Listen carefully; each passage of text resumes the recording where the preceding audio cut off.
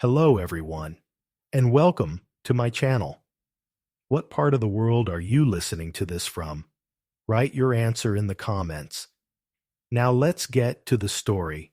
When Lisa started coming home later than usual, I didn't think much of it at first. Her job as a graphic designer for a boutique agency often had unpredictable deadlines. I'd joke about her being married to her MacBook, and she'd roll her eyes and kiss me on the cheek before retreating to her office. But something had shifted lately, and I could feel it. The excuses started small. "I'm meeting a new client," she said one Friday evening, when she didn't return until after midnight. Another time, I ran into a friend from college. We grabbed drinks and lost track of time. Her explanations were plausible, even casual, but there was something in her tone, too smooth, too rehearsed, that didn't sit right. It wasn't just the late nights.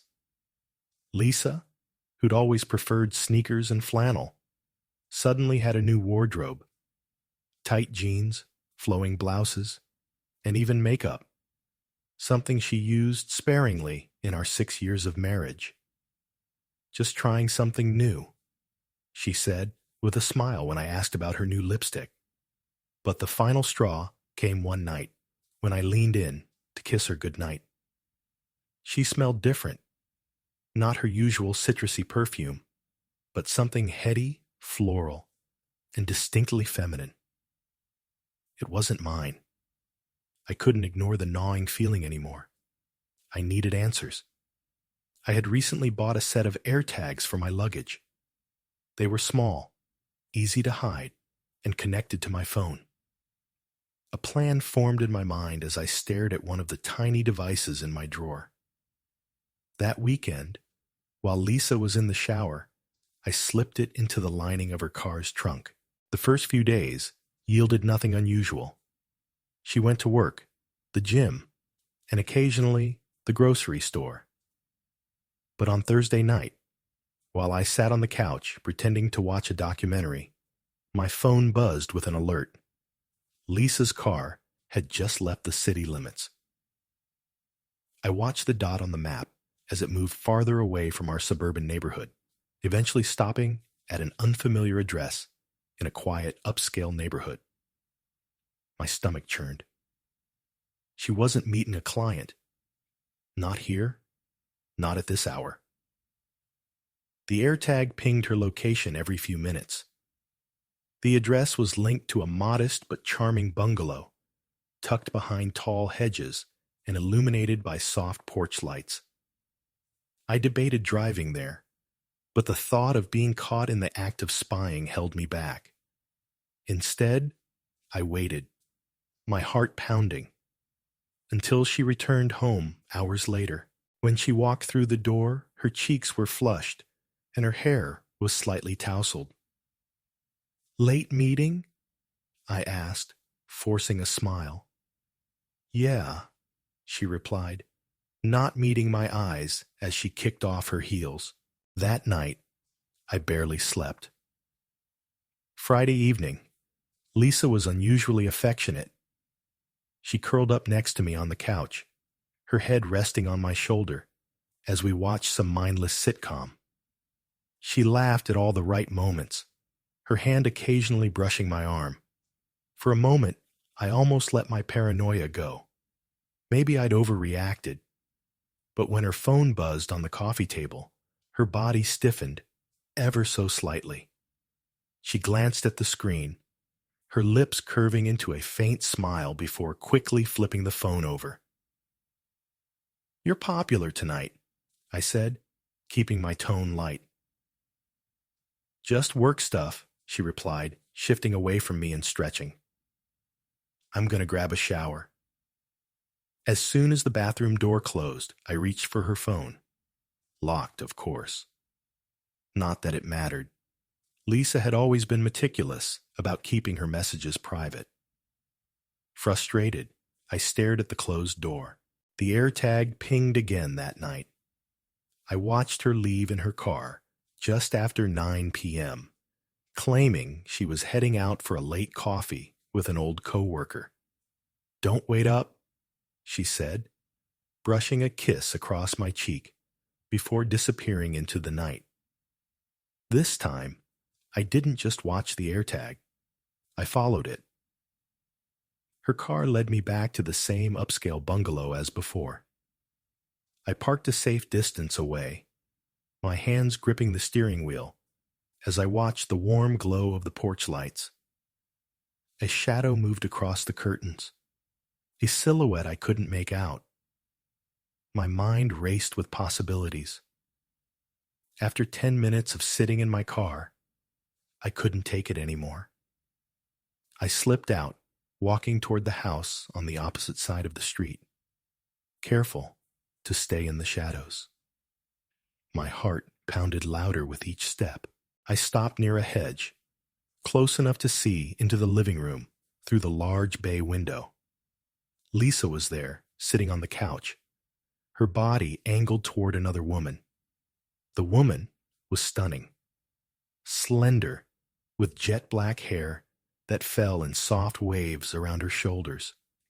She leaned in close to Lisa, her fingers brushing over Lisa's knee as they laughed about something. I felt like I'd been sucker punched. The woman stood and walked toward the kitchen, her figure graceful, her every move oozing confidence. Lisa watched her go, her lips parting slightly, her gaze lingering on the curve of her back. I could almost feel the tension between them. My wife had never looked at me like that. Before I could think about what I was doing, I crouched lower, moving closer to the window. The curtains shifted slightly, giving me a better view of the living room. Lisa stood, pacing for a moment before the woman returned, carrying 2 glasses of wine. They sat together again, closer this time. My pulse raced as I saw Lisa reach out, brushing a strand of hair from the woman's face. The woman leaned in, her lips capturing Lisa's in a slow, deliberate kiss. It wasn't the kind of kiss you could mistake for casual or friendly. It was passionate, intimate, unapologetic. I stumbled back from the window, my chest tight, my breath shallow. The image of Lisa in another woman's arms burned into my mind. My wife, the woman I'd loved for years, was betraying me in a way I hadn't even imagined. I retreated to my car, trembling, my mind a storm of anger, confusion, and heartbreak. Sitting there in the dark, I tried to make sense of what I'd just seen. Was this just a fling? A phase? Or had Lisa been living a double life all along? When she finally returned home a little after midnight, I was waiting in the living room. The smell of that unfamiliar perfume reached me before she even spoke. "You're up late," she said, pulling off her coat. Her tone was casual, but there was a flicker of unease in her eyes. "I couldn't sleep," I replied, my voice tight. "Everything okay?" she asked, tilting her head. I stared at her, wondering how much longer she thought she could keep up this act. For now, I decided to play along. "Yeah, just thinking about work," I lied. "Don't overthink it," she said, with a soft smile, leaning in to kiss my forehead. Her lips lingered for a moment longer than usual, as if trying to erase the guilt I now knew she carried. I didn't flinch. I didn't pull away. I just watched her walk upstairs, wondering how long I could hold my composure before confronting her with the truth. The next morning, Lisa acted like everything was normal. She hummed to herself as she brewed coffee, her usual habit of swaying slightly to the beat of a song only she could hear. I watched her from the dining table, trying to reconcile this carefree woman with the one I saw last night passionately kissing someone else. "Got any plans today?" she asked, sliding a steaming mug in front of me. "Nothing special," I replied, trying to keep my tone neutral. "Might run a few errands, Catch up on some emails. You? She shrugged. Just heading to the gym, and then probably the bookstore. I'll text you if I'm running late. Her nonchalance was infuriating, but I forced a smile. Sounds good. As she left for her morning routine, I pulled out my phone and reviewed the AirTag's history. The address of the bungalow appeared multiple times over the past month. It was clear now. This wasn't a one-time thing. I needed more proof before I confronted her. Something undeniable. After she left, I made my way to the bungalow. This time, I parked a block away and walked.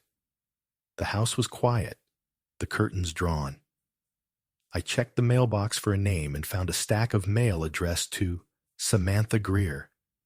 It felt surreal, standing on the doorstep of the woman who had stolen my wife's affections. I noticed a car parked in the driveway, a sleek black sedan. I walked around it, taking note of the license plate. Then, without much thought, I snapped a picture. By the time I returned home, my heart was racing. I felt like I was descending into madness, but I couldn't stop. I spent the afternoon searching Samantha's name online. A few clicks later, I found her social media profiles. Her Instagram was private, but her Facebook wasn't. Samantha Greer was a 33-year-old yoga instructor who had recently moved to the area. Her profile was filled with pictures of her in yoga poses, tranquil beach scenes, and cryptic inspirational quotes. There was no mention of a partner or anything incriminating, but my stomach churned when I saw Lisa had liked nearly every one of her recent posts. I needed to know more. That evening, while Lisa was in the shower, I made a bold move. I unlocked her laptop. She'd left it on the kitchen counter, and I knew her password. It felt wrong, invasive, but the memory of her lips on Samantha's was seared into my mind, justifying my actions. Her email was the first place I checked. At first, everything seemed normal. Work emails, promotions, a subscription to some fitness newsletter, but then I saw the folder labeled Personal. Inside were emails between Lisa and Samantha. They started innocent enough, exchanging yoga recommendations and playlists, but quickly became more intimate. Thinking about you all day. Can't wait to see you tonight. You make me feel alive in a way I haven't in years. I hate sneaking around, but I don't know how to leave him yet. I stared at the screen, my hands trembling. She wasn't just cheating on me. She was planning a life without me. The shower turned off upstairs, jolting me back to reality. I closed her laptop, returning it to its place just as I heard her footsteps on the stairs. "Hey," she said, toweling her hair as she entered the kitchen. "What are you up to?" "Just checking some emails," I said, trying to sound casual. She poured herself a glass of water and leaned against the counter, her face flushed from the hot shower. "Anything interesting?" "Not really." She gave me a small smile, oblivious to the fact that I was unraveling inside. That night, as Lisa slept soundly beside me, I lay awake staring at the ceiling. The betrayal was like a weight on my chest, crushing and inescapable. I thought about the emails, the AirTag, and that kiss in the window. The next time she saw Samantha, I'd be there. This time, she wouldn't walk away without answers. Lisa left the house at 7 p.m. sharp, just as she'd done the week before. This time, there was no excuse about meeting a coworker or running errands. She simply kissed my cheek and said, "Don't wait up," before disappearing into the night. I waited until her car was halfway down the block before grabbing my keys. The AirTag signal showed her heading straight to Samantha's house, like clockwork. My heart pounded as I drove, every mile sharpening my resolve. When I arrived, I parked a few houses away, cloaked in shadows. Samantha's black sedan was in the driveway, and Lisa's car was parked beside it.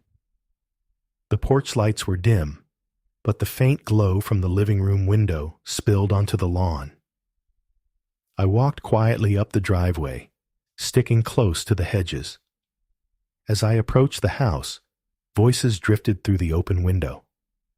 I crouched beneath it, the cool night air doing little to calm the storm inside me. "I've missed you," Lisa's voice said softly. "Not as much as I've missed you," Samantha replied, her tone sultry. I peered through the gap in the curtains. Lisa was sitting on the couch, her legs curled beneath her, looking more relaxed than I'd seen her in months. Samantha sat close beside her, one hand resting on Lisa's thigh, the other brushing a strand of hair behind her ear. "I hate sneaking around like this," Lisa said, her voice wavering. "I don't know how much longer I can do it." "You don't have to," Samantha whispered, leaning in. "You deserve to be happy, Lisa. You deserve to be with someone who makes you feel alive." Their lips met in a kiss that was slow, deliberate, and filled with a kind of passion that cut me to the core. It wasn't just physical. It was something deeper. The pain of betrayal twisted in my chest, but anger burned hotter. I stepped back from the window, my hands trembling. I couldn't watch another second of this. I moved to the front door, my movements fueled by a mix of rage and heartbreak. Without hesitation, I pounded on the door. The sound echoed through the quiet night, startling the women inside. Through the window, I saw Lisa spring to her feet, her face pale. Samantha stood as well, her brows furrowed in confusion. A moment later, the door opened. Lisa stood there, her expression frozen somewhere between shock and guilt. "Matt," she stammered, her voice barely above a whisper. "We need to talk," I said coldly, my eyes flicking past her to Samantha, who was standing behind her. This isn't what it looks like," Lisa began, her words tumbling over each other. "Oh, spare me," I snapped, stepping inside without waiting for an invitation. "I know exactly what this is." Samantha crossed her arms, her gaze steady and unapologetic. "I think you should leave," she said, her voice calm but firm. "This doesn't concern you," I shot back, my anger bubbling over. I turned to Lisa. "How long has this been going on?" Lisa opened her mouth to respond, but no words came out. Her silence was answer enough. "Was it ever real, Lisa?" I demanded, my voice breaking despite my best efforts to stay composed.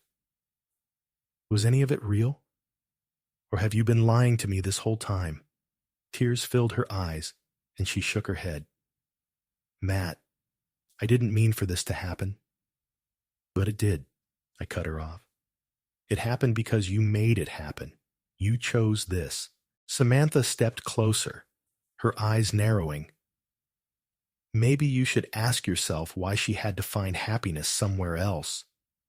"Don't you dare," I said, pointing a finger at her. "Don't you try to turn this on me. She's the one who lied. She's the one who betrayed me." Lisa stepped between us, her hands raised. "Stop. Both of you, stop." She turned to me, her voice trembling. "Matt, I'm sorry. I didn't want to hurt you, but I couldn't keep pretending." "Pretending what?" I asked, my voice barely above a whisper. "That you love me? That our marriage means something to you?" "I do love you," she said, her voice cracking. "But not the way I'm supposed to. I haven't for a long time." Her words hit me like a sledgehammer. I staggered back, struggling to breathe. "You should have told me," I said, my voice trembling. "You owed me that much." "I know," she whispered, tears streaming down her face. I'm so sorry, Matt. I never wanted it to end like this. But it had ended. In that moment, as I stood in the doorway of Samantha's house, watching the woman I thought I'd spend my life with crumble before me, I knew there was no going back. I turned and walked away, my footsteps heavy against the pavement. Lisa didn't call after me, and I didn't look back. The drive home was a blur. My hands gripped the steering wheel tightly, knuckles white, as 1,000 thoughts raced through my mind. The weight of Lisa's words pressed down on me like a boulder. I haven't loved you the way I'm supposed to. Her confession replayed in my head, over and over, each repetition cutting deeper. I felt hollow, as if everything that had defined my life, the trust, the love, the partnership, had been ripped away, leaving nothing but an empty shell. When I finally pulled into the driveway, the house looked the same as it always had. Warm porch light, perfectly trimmed hedges. But it didn't feel like home anymore. Inside, the silence was deafening. I poured myself a glass of whiskey, sinking into the couch with the bottle beside me. Every corner of the room held a memory of Lisa. Her favorite blanket draped over the armchair, the small stack of books she hadn't gotten around to reading yet. I downed the whiskey in one gulp, the burn in my throat a welcome distraction from the ache in my chest. Lisa came home around midnight. The sound of the door opening and closing broke the heavy silence. Her footsteps were hesitant, almost timid, as she entered the living room. She stopped when she saw me sitting there, the half-empty whiskey bottle on the coffee table. "You're still up," she said softly, as if testing the waters. I stared at her, my face unreadable. "What do you want me to say, Lisa? Congratulations on finding yourself. Good luck with Samantha?" She flinched at the bitterness in my tone. "I didn't mean for you to find out like that," she said, wringing her hands. "I wanted to tell you, but I didn't know how." "You didn't know how?" I laughed bitterly. "You knew how to sneak around. You knew how to kiss her in her living room while I sat here like an idiot, thinking my wife was out with coworkers." Her eyes filled with tears, but I didn't stop. The dam had burst, and the words poured out. "Was any of it real, Lisa? All those nights we spent talking about our future, the vacations we planned, the anniversaries we celebrated, was it all just some elaborate charade? Or did I just become boring to you?" "No," she said quickly, stepping closer. "It wasn't like that. I loved you, Matt. I still care about you." "Care about me?" I scoffed, standing up. "That's what you say to someone you pity, Lisa, not your husband." She reached for me, but I pulled away. "Please don't do this," she said, her voice cracking. "I know I hurt you, but we can talk about this. We can figure it out." "There's nothing to figure out," I said, my voice cold. "You made your choice, Lisa. You decided I wasn't enough for you. You decided that being with her was worth destroying everything we built." Tears streamed down her face as she stood there, unable to argue. "I never wanted it to end like this," she whispered. "But it has," I said, grabbing my keys from the table. "I can't stay here tonight." I walked past her without another word, the sound of her quiet sobs following me out the door. I ended up at my friend Aaron's house, the only place I could think to go. He opened the door in sweatpants and a hoodie, his face scrunching in confusion when he saw me standing on his porch with a bottle of whiskey in hand. "Matt? What the hell are you doing here at 1 a.m? I need a place to crash," I said simply. Aaron's eyes narrowed as he stepped aside to let me in. "Did something happen? You look like you've been hit by a truck." I sank onto his couch, running a hand through my hair. Lisa's been cheating on me. The words felt foreign, like they belonged to someone else's life. Aaron's eyes widened, and he sat down across from me. Holy shit. With who? A woman, I said, my voice flat. Her name's Samantha. Aaron blinked, trying to process the information. Wait. Lisa? You're Lisa? Are we talking about the same person here? I laughed bitterly. Yeah, my Lisa. Turns out she's been sneaking around behind my back for months. I caught her tonight. Saw her with my own eyes. Jesus, Matt, Aaron said, leaning back. I don't even know what to say. Neither did I muttered, pouring another glass of whiskey. We sat in silence for a while, the weight of the situation settling between us. Finally, Aaron spoke. So what now? I don't know, I admitted. I told her I couldn't stay there tonight. I needed to get out, clear my head. But I can't go back and pretend everything's okay. Do you think you can forgive her? He asked cautiously. I stared into my glass, the amber liquid swirling. I don't think it's about forgiveness. It's about trust. And that's gone. Aaron nodded, his expression somber. You know I've got your back, man. Whatever you need.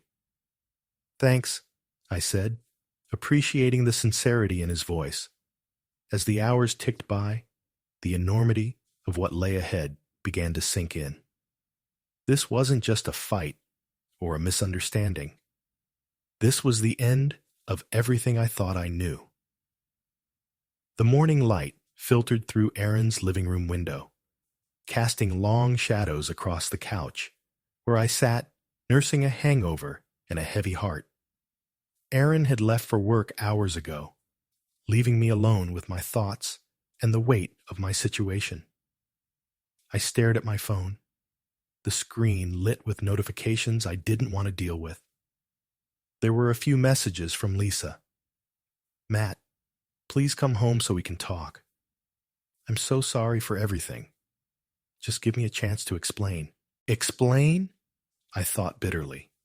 She'd already explained enough. I ignored her texts and dialed a different number instead. My lawyer, Stephanie Novak, was a sharp, no-nonsense woman who had helped Aaron through his own divorce a few years ago. Matt, she said when she picked up, her tone brisk. What's going on? I need to talk to you about filing for divorce, I said, the words tasting bitter on my tongue. There was a pause. Are you sure? I caught Lisa cheating on me, I said flatly. And not just a fling. This is something deeper. She admitted she doesn't love me the way she used to. Stephanie sighed. I'm sorry to hear that, but if you're ready to move forward, we can set up a meeting to go over everything. Today, I said firmly. I want to get started today. By noon, I was sitting in Stephanie's office, the beige walls and neatly stacked legal books doing little to comfort me. She slid a notepad across the desk and asked me to write down everything I knew about Lisa's affair. You're entitled to a fair division of assets, but her infidelity could play a role in negotiations, she said as she skimmed the notes I handed her. I don't care about taking everything, I said. I just want out. Stephanie gave me a long look. That's understandable. But don't rush through this, Matt. Emotions are high right now. We'll take it step by step, okay? I nodded, my jaw tightening. First, I'll draft a separation agreement, she continued. You'll need to decide who keeps the house, how you'll handle any joint finances, and whether you want to address spousal support. Do you think Lisa will contest the divorce? She doesn't seem like she wants to fight, I said, though I wasn't entirely sure. Lisa's guilt might make her compliant, or it might make her desperate to cling to what little was left. That evening, I finally returned home. The house felt different, colder, like the walls themselves had absorbed the betrayal. Lisa was sitting on the couch, her eyes red and swollen. She looked up as I entered, her face a mix of relief and apprehension. "Matt," she said, standing. "I didn't think you'd come back." "I came back because we need to talk," I said, my voice firm but controlled. She nodded, her hands wringing nervously. "I've been waiting for you to say something. I know I've hurt you, more than I can ever fix, but I don't know where to start." "Start with the truth," I said, sitting across from her. "How long has this been going on?" Lisa swallowed hard, sitting down as well. "A few months. I met Samantha at a yoga class. We started talking, and it grew from there." "And you never thought to tell me?" "I didn't know how," she said, her voice breaking. "At first I thought it was just a phase, something I could ignore. But the more I saw her, the harder it was to hide what I was feeling. I didn't want to hurt you, Matt. I swear I didn't." "Well, you did," I said bluntly. "And now you're going to have to live with that." She looked down at her hands, her shoulders shaking as she began to cry. "I never wanted it to end like this," she whispered. "Maybe you didn't, but this is where we are," I said, standing. "I spoke to a lawyer today. I'm filing for divorce." Her head snapped up, her eyes wide with shock. "Matt, wait, please. Don't do this yet. Can we at least try counseling? I owe you that much." "Counseling?" I repeated, a bitter laugh escaping me. "What's the point, Lisa? You've already decided who you want to be with. This isn't a marriage anymore. It's a lie." She reached for me, but I stepped back. "Matt, I'm begging you. Just give me one chance to make it right." "I can't," I said, my voice hollow. "I don't even know who you are anymore." Lisa's sobs filled the room as I walked upstairs to pack a bag. I couldn't stay in this house, surrounded by the ghosts of what we used to be.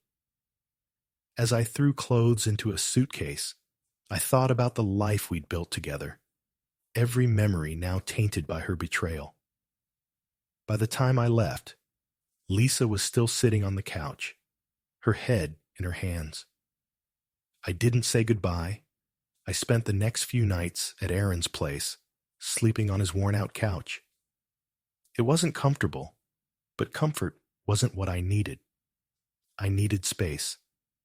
From Lisa, from the memories of our life together, and from the crushing realization that it had all fallen apart. Aaron kept his distance, only offering occasional words of support as I moved like a ghost through his apartment. He didn't ask if I was okay. We both knew the answer. On the third day, Stephanie called. "I've drafted the initial paperwork for your separation," she said. "I'd like to go over it with you when you're ready." "I'll be there this afternoon," I replied. The meeting was cold, clinical, and focused entirely on logistics, dividing the house, joint accounts, and assets. Each line item on the document chipped away at the life Lisa and I had built together. "Do you want the house?" Stephanie asked, her pen poised above the paper. "No," I said immediately. I couldn't bear to live in a place that would remind me of her every single day. "Then we'll include an option for Lisa to buy you out. If she declines, we'll arrange to sell the property and split the proceeds." I nodded, staring at the document without really seeing it. That evening, I drove back to the house to collect the rest of my things. Lisa was in the kitchen when I arrived, her face pale and tired. "You're leaving again?"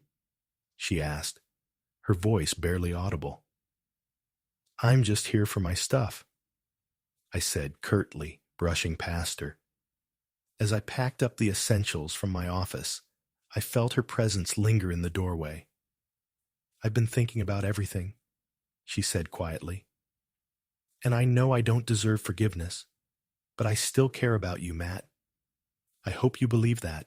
I paused, my back to her. Caring about me doesn't undo what you did. I know, she whispered. Without another word, I zipped up my bag and left. Erin's couch was starting to feel like home, and I hated it. The lumpy cushions dug into my back. The faded fabric smelled faintly of stale pizza, and the coffee table was perpetually cluttered with Erin's gym gear and empty cans of energy drinks. But it was better than being in that house, with her. On the 5th morning, I woke up to the sound of Erin clanging around in the kitchen. He glanced at me as I sat up, rubbing the sleep from my eyes. "You're officially part of the furniture now," he said, tossing me a granola bar. "What's the plan, man? You staying here forever? Because I'm not buying more groceries." I cracked a weak smile, unwrapping the bar. "I'm looking for a place. Just haven't found the right one yet." Erin leaned against the counter, crossing his arms. "Look, I get it. You need time to process. But you can't stay stuck in this limbo forever. At some point, you gotta move forward." He wasn't wrong. As much as I hated to admit it, I couldn't keep running from my life. The world wasn't going to stop spinning just because my marriage had imploded. That afternoon, I started apartment hunting. I scrolled through listings online, my stomach sinking with every overpriced rental that popped up. I didn't want anything fancy, just a place to call my own. A clean slate. It wasn't until the evening that I found a promising option. A modest one-bedroom apartment a few miles from Erin's place. The pictures showed a bright, airy space with hardwood floors and a tiny balcony overlooking a park. It wasn't much, but it felt like the fresh start I needed. I made an appointment to see it the next day. Walking into the apartment was like stepping into a new chapter of my life. The walls were freshly painted. The sunlight streaming through the windows made the space feel warm and inviting, and the landlord seemed eager to have someone reliable move in. "It's a quiet building," she said, handing me the application. "Mostly young professionals. You'd fit right in." "I'll take it," I said, without hesitation. By the weekend, I'd moved in.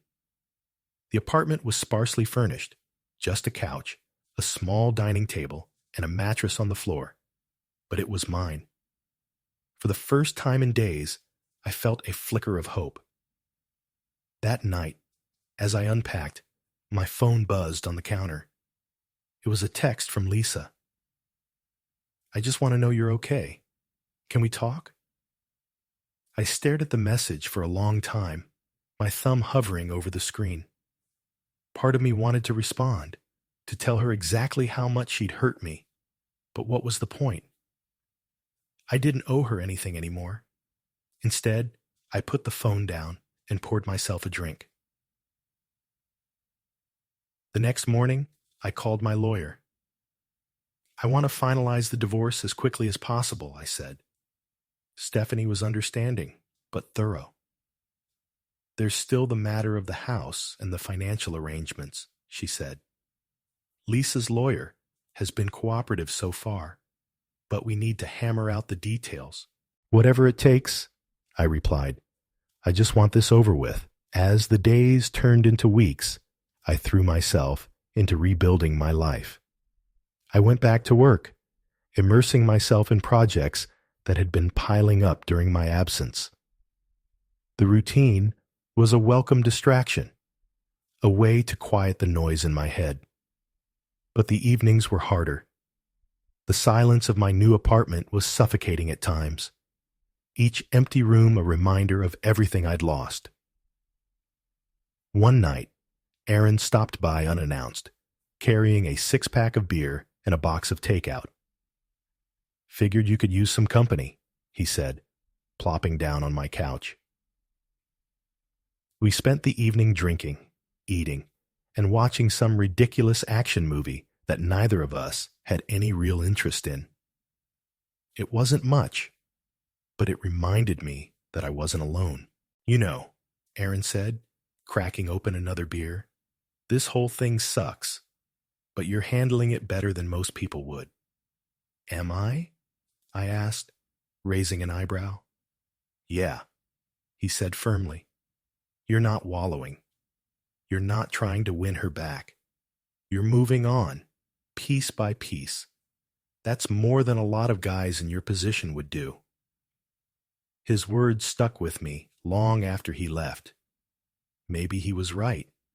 Maybe I was stronger than I thought. A few weeks later, I was at a coffee shop near my office, catching up on emails during my lunch break. As I waited for my order, a woman at the counter accidentally bumped into me, spilling her iced coffee onto my shirt. "Oh my God, I'm so sorry," she exclaimed, grabbing a handful of napkins.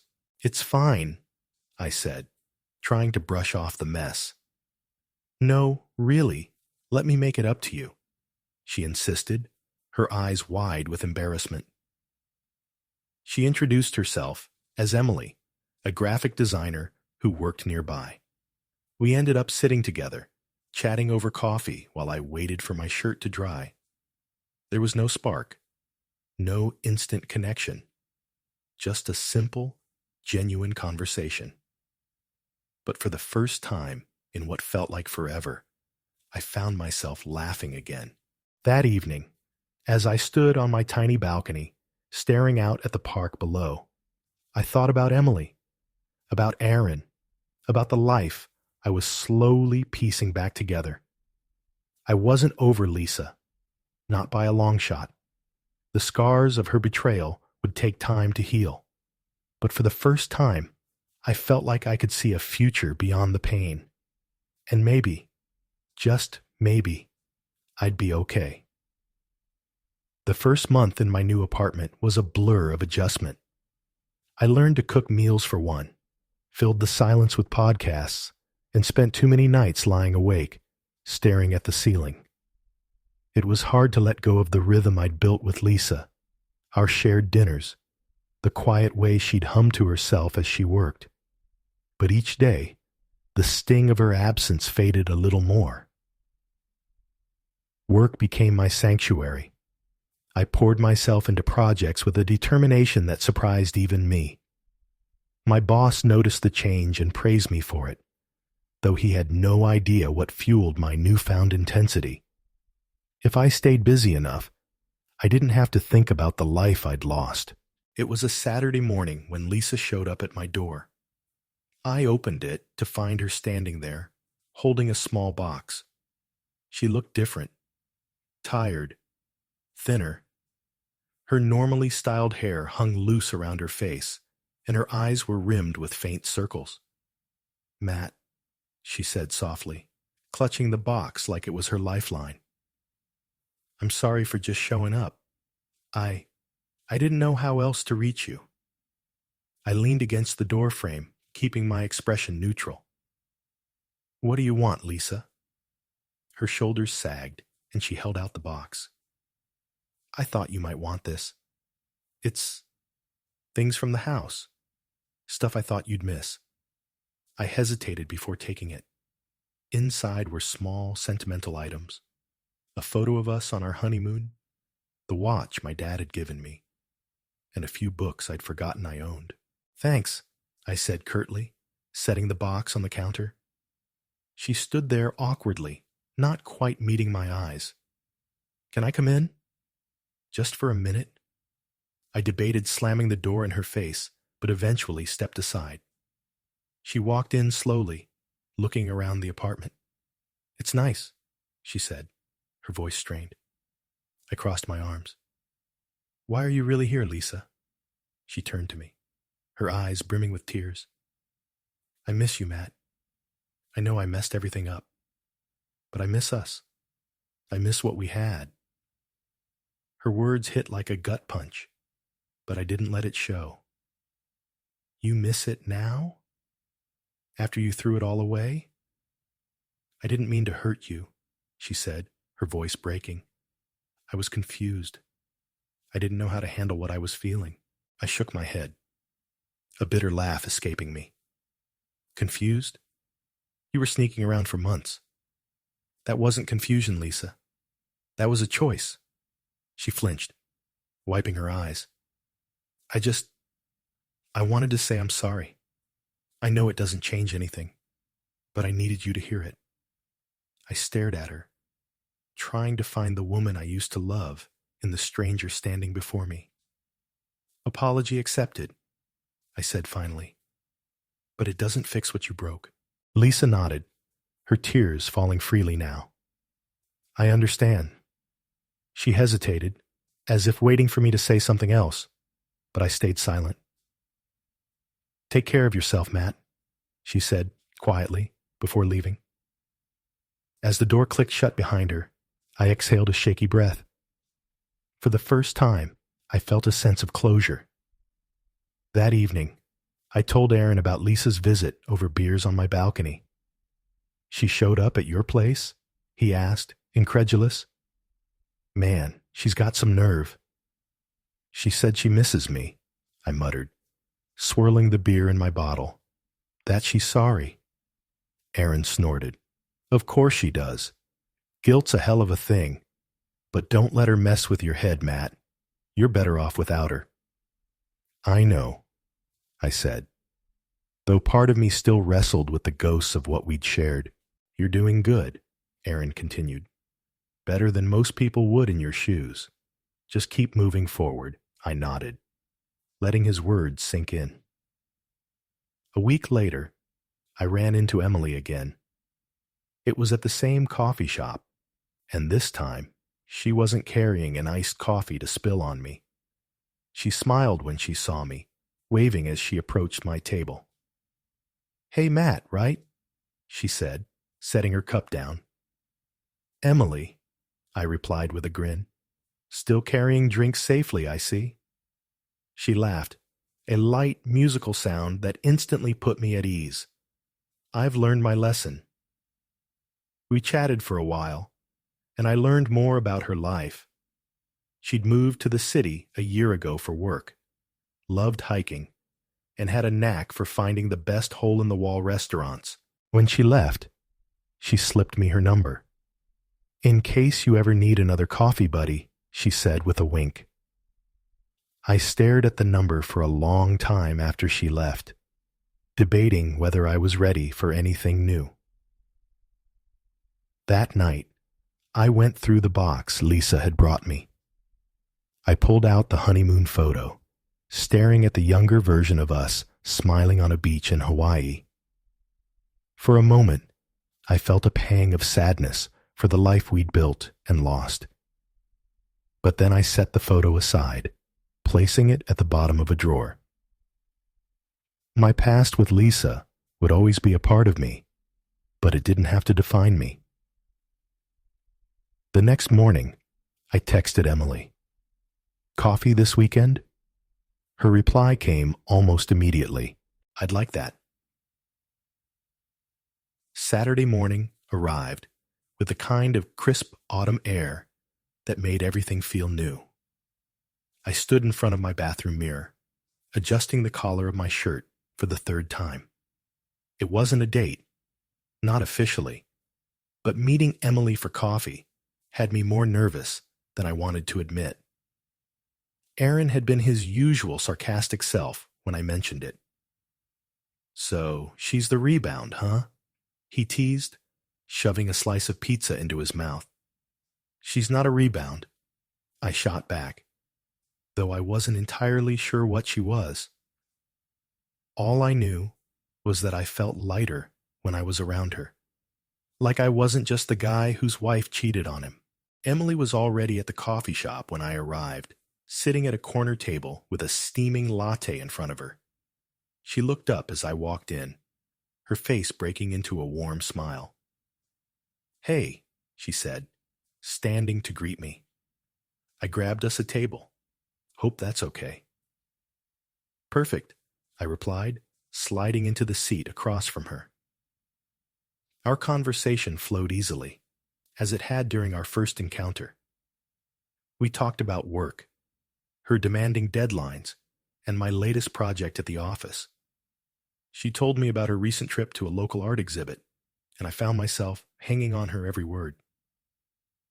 At some point, the conversation turned personal. "So," she said, her tone cautious but curious, "how long have you been single?" The question caught me off guard. I hadn't planned to talk about Lisa, but lying wasn't my style. "A few months," I admitted, swirling the foam in my coffee with a spoon. "I got divorced recently. It's still fresh." Emily nodded, her expression thoughtful. "That's tough. I'm sorry you had to go through that." "Thanks," I said. "I'm still figuring it all out, but I'm getting there." She smiled, her eyes kind. "Well, if you ever need someone to talk to, or just a distraction, you know where to find me." Over the next few weeks, Emily and I started seeing each other more frequently. It wasn't a relationship, not yet, but it felt like something that could grow into one. We met for coffee, took walks in the park, and even went to a trivia night at a local bar, where she single-handedly carried our team to victory. Being around her was easy, natural. For the first time in months, I felt like I was moving forward, but the shadows of my past still lingered. One evening, as I sat on my balcony nursing a beer, my phone buzzed with an incoming call. Lisa's name flashed on the screen, and for a moment, I considered letting it go to voicemail. But something compelled me to answer. "Hello," I said, my voice guarded. "Hi, Matt," she said, her voice tentative. "I hope I'm not interrupting." "What do you want, Lisa?" There was a pause, then a deep breath on the other end. I wanted to see how you're doing." "I'm fine," I replied curtly. "Is that all?" "No," she admitted. "I've been thinking about us, about everything. And I need to say this. I'm sorry, Matt, for everything. I know I said it before, but I don't think I really understood how much I hurt you until now." Her words were heavy with regret, and for a moment, I felt the weight of our shared history pressing down on me. "I appreciate the apology," I said finally, "but it doesn't change what happened." "I know," she said quietly. I hope someday you'll be able to forgive me." I didn't respond. Forgiveness was a concept I was still grappling with. After a long silence, she said, "Take care of yourself, Matt. You too," I said before hanging up. That night, I stared at the ceiling, replaying Lisa's words in my mind. Part of me wanted to hold on to the anger. It was easier than confronting the sadness beneath it. But another part of me felt a strange sense of relief, like her apology had closed a chapter I hadn't realized was still open. The next morning, I woke up with a clearer head. I didn't want to be the guy defined by his pain anymore. I wanted to be someone new, someone whole. A few days later, Emily and I met for lunch at a cozy bistro downtown. She noticed the change in me almost immediately. "You seem lighter," she said, tilting her head. "Did something happen?" "Yeah," I said with a small smile. "I think I finally let go of something I was holding on to." She smiled back, her eyes warm. "That's good, Matt. You deserve that." For the first time in months, I believed her. The divorce was finalized 2 weeks later. Stephanie handed me the papers with a look of quiet satisfaction. "It's done," she said. "You're officially a free man." "Thanks," I said, shaking her hand. As I left her office, I felt a strange mix of emotions: relief, sadness, and a glimmer of hope for what might come next. I didn't know where my path would lead, but for the first time, I wasn't afraid to find out. Life after the divorce was quieter than I expected. No dramatic revelations, no lingering arguments, just silence. It was as if the final papers marked an invisible line, separating me from everything I once knew. I no longer felt tied to Lisa or the memories of our marriage. But every so often, I'd catch myself wondering what she was doing, whether she was happy. Emily became a steady presence in my life, though we kept things casual. It wasn't an official relationship, and neither of us seemed in a rush to define it. Still, I found myself looking forward to our time together. Lazy Sunday mornings at the farmer's market, movie nights at her place, and the way she'd laugh at my terrible jokes. One evening, Emily invited me to dinner at her apartment. It was a small but charming space filled with vibrant artwork and mismatched furniture that somehow worked perfectly together. She'd made pasta from scratch, something she did to relax. The kitchen smelled of garlic, basil, and freshly baked bread. "Do you always go all out for guests?" I asked, raising an eyebrow as she handed me a glass of wine. She smirked. "Only for the ones I like." As we ate, the conversation flowed as easily as the wine. Emily told me about her latest project at work, and I found myself genuinely interested, something I hadn't felt in a long time. "I've been thinking about traveling more," she said between bites. "I haven't taken a real vacation in years. What about you? Any dream destinations?" The question caught me off guard. Lisa and I had always talked about traveling, but never made it a priority. Now, the idea felt both exciting and foreign. "I don't know," I admitted. "Maybe somewhere quiet, a cabin in the mountains, or a small town with no cell service." Emily grinned. "A man of simple pleasures. I like it." Her playful tone made me laugh, and for the first time in a long time, I felt at ease. A few weeks later, I ran into Lisa at a mutual friend's event. It was bound to happen eventually, though I hadn't expected it to be so soon. She was standing by the bar, her posture stiff, as if bracing herself for the encounter. "Matt," she said when she spotted me, her voice tentative. "Lisa," I replied, nodding politely. The air between us felt heavy, filled with unspoken words. "How are you?" she asked, her eyes searching mine. "I'm good," I said simply. "And you?" She hesitated, as if weighing how much to share. "I'm okay. It's been a lot, but I'm managing." We fell into an awkward silence, neither of us sure what to say next. "I heard about your new place," she said finally. "It suits you." "Thanks," I said, keeping my tone neutral. She shifted uncomfortably. "I just want you to know, Matt, that I'm really glad you're doing well. You deserve that." I nodded, unsure how to respond. "You too, Lisa. I hope you find what you're looking for." Her lips curved into a faint smile, and for the first time, I saw a flicker of acceptance in her eyes. That night, Emily noticed something was off as we sat on my couch watching a movie. "You've been quiet," she said, nudging my shoulder. "What's going on?" I hesitated before telling her about running into Lisa. "She seemed different," I said, staring at my hands. "Not in a bad way, just different." Emily nodded thoughtfully. "That's natural. You both went through something life-changing. It's bound to leave a mark." "I don't know why it's still bothering me," I admitted. "I've moved on. Haven't I?"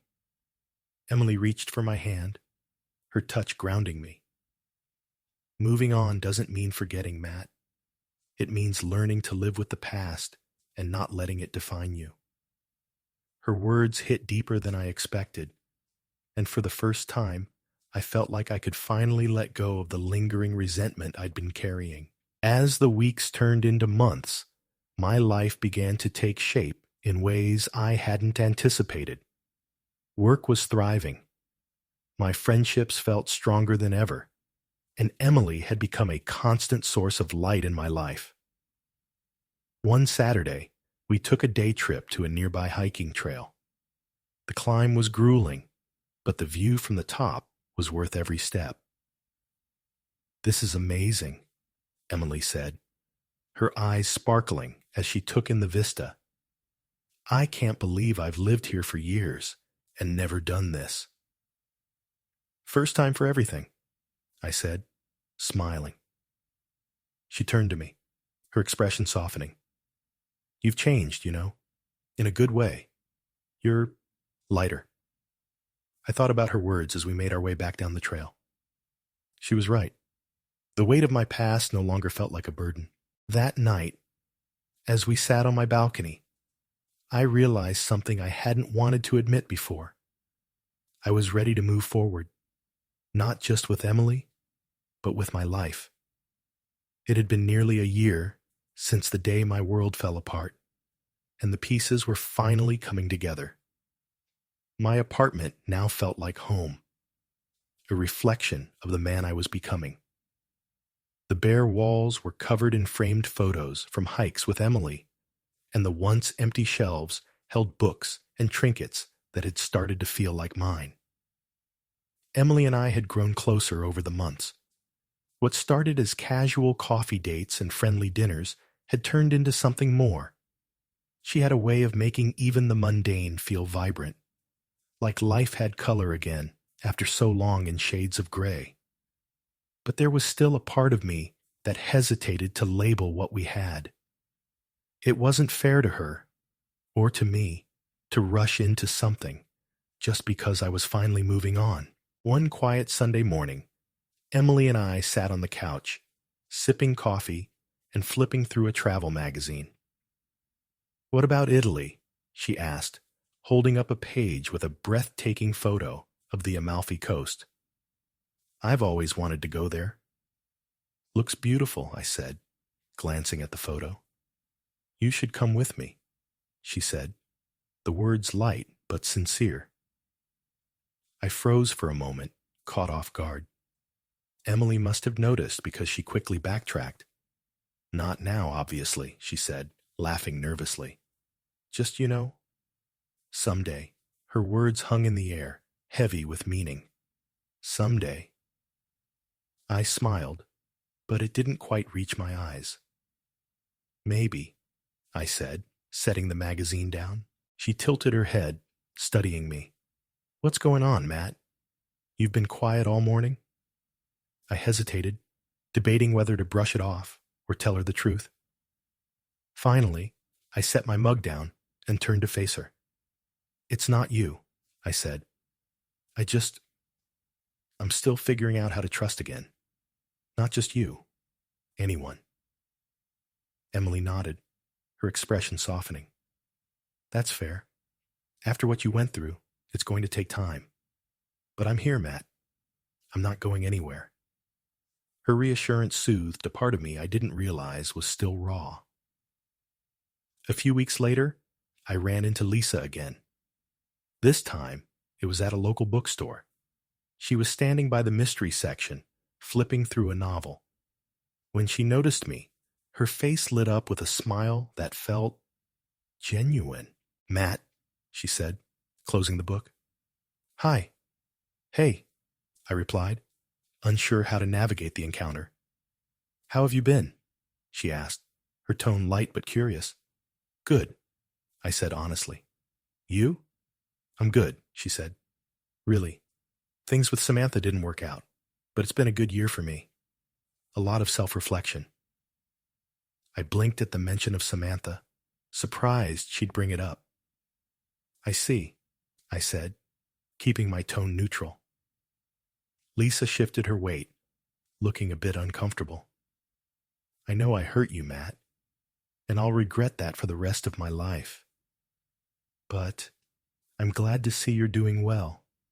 You deserve to be happy." There was no malice or hidden agenda in her words, just a quiet sincerity that caught me off guard. "Thank you," I said. We parted ways soon after, but as I walked back to my car, I felt lighter. For the first time, I realized I no longer hated her. That night, as Emily and I cooked dinner together, I told her about running into Lisa. "She seemed different," I said, chopping vegetables. "Humbled, I guess." Emily nodded, pouring a glass of wine. "Do you feel like you finally closed that chapter?" "I think so," I said, meeting her gaze. "I don't think about her the way I used to. She's just part of my story now, not my future." Emily smiled, and for the first time, I felt ready to take a step I'd been holding back on. A few weeks later, as we hiked a familiar trail, I paused at the overlook, where we'd once marveled at the view. Emily turned to me, her brow furrowed. "Everything okay?" she asked. "Yeah," I said, taking her hand. "I just wanted to say, I'm ready, for whatever this is, for us." Her expression softened, and she squeezed my hand. "Me too, Matt. Me too." Our relationship grew deeper after that day. We spent more time together, talking about our dreams, fears, and everything in between. Emily challenged me in ways I hadn't expected, and I found myself stepping out of my comfort zone. Whether it was trying a new hobby or considering the trip to Italy we joked about months ago. Lisa remained a distant memory, a chapter I'd finally closed. She'd made her choices, and I'd made mine. 1 year after my divorce was finalized, I stood on the balcony of my apartment, Emily beside me, her head resting on my shoulder. The city lights twinkled in the distance, and for the first time in what felt like forever, I felt truly at peace. The man I was a year ago wouldn't have believed this was possible, but here I was, scarred but stronger, broken but rebuilt, and I was ready for whatever came next.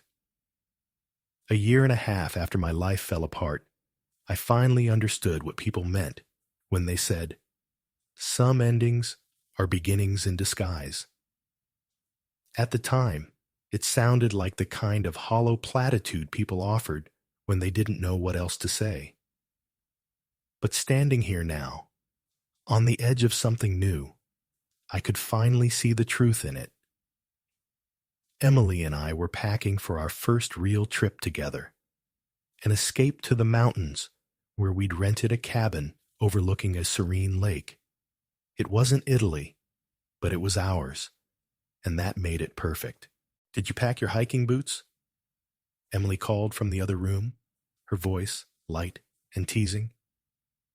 "Yes, Mom," I replied, grinning as I zipped up my duffel bag. She appeared in the doorway, hands on her hips. "You joke, but I'm not carrying you down the trail if you twist an ankle in sneakers." "I'd never expect that," I said, pulling her into a kiss. "You'd just leave me there and enjoy the rest of the hike solo." "Exactly," she said, laughing against my chest. Moments like these had become the cornerstone of my new life. Small, simple joys that reminded me how far I'd come. Emily didn't just fill the space Lisa had left behind. She brought color to parts of my life I hadn't even realized were gray.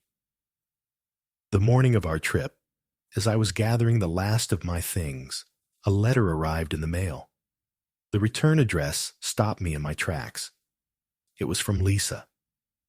I debated throwing it away unopened, but curiosity got the better of me. Sitting at the kitchen table, I carefully unfolded the single sheet of paper. "Dear Matt, I hope this letter finds you well. I wasn't sure if I should write, but there were things I needed to say, and I didn't want to leave them unsaid forever. First, I want you to know how deeply sorry I am for everything I put you through. I know I apologized before, but I don't think I truly understood the weight of my actions until I spent time alone. Losing you was my own doing, and I will always regret the hurt I caused. I've spent the past year working on myself, learning who I am outside of the choices that defined my past. Samantha and I didn't work out, and while that was painful, it also forced me to take a hard look at what I want in life. I'm still figuring that out, but I'm trying to be better, to live more authentically. For whatever it's worth, I hope you're doing the same. You deserve happiness, Matt. You always did. I'll carry that with me, no matter where life takes us. Take care of yourself. Lisa. I set the letter down, letting out a long breath. It was strange to think of Lisa, not as the woman who had betrayed me, but as someone who was also trying to rebuild herself. Her words didn't change the past, but they softened its edges. I folded the letter and placed it in a drawer. It wasn't closure. I'd already found that. But it was a reminder that moving on didn't mean forgetting. The drive to the cabin was filled with laughter, music, and Emily's occasional attempts at navigating. When we finally arrived, the sight of the lake glistening under the afternoon sun took my breath away. "This is incredible," Emily said, stepping out of the car and spinning in a slow circle. "Good find," I said, wrapping an arm around her waist.